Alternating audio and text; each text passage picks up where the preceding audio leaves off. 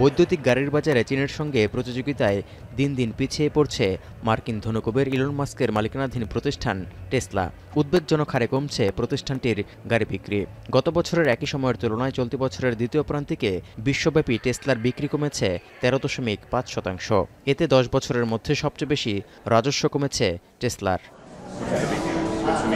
April থেকে June 3 মাসে টেসলার রাজস্ব কমে দাঁড়িয়েছে $2,250 কোটি, যা এক বছর আগে একই সময় ছিল $2,500 কোটি বেশি।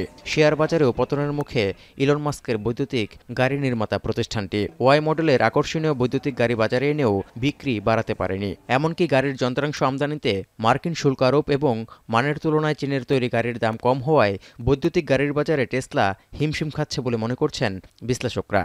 But right now, they have a lot of high quality EVs in the lower price range that are already entrenched in the market with dealerships and approvals in the developing world. So I think that market is not an open field. It's somebody else's now, so you have to fight your way in. এই অবস্থায় চীনের সঙ্গে প্রতিযোগিতায় টিকতে গাড়ি বিক্রি বাড়ানোর লক্ষ্যে কাজ করছে Tesla.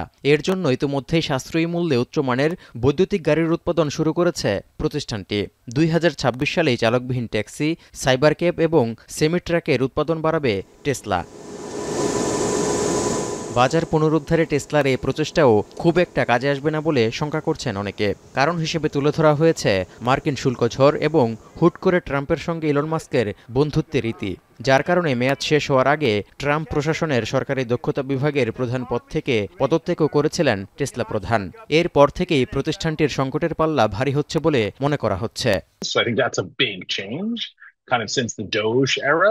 I guess becoming controversial like this, the calculation was, hey, I'm going to get all these new fans and die hard. Before the falling out with Trump, one could begin to think that they've sort of seen a bottoming process here because the idea was he still have the political support and he's lost.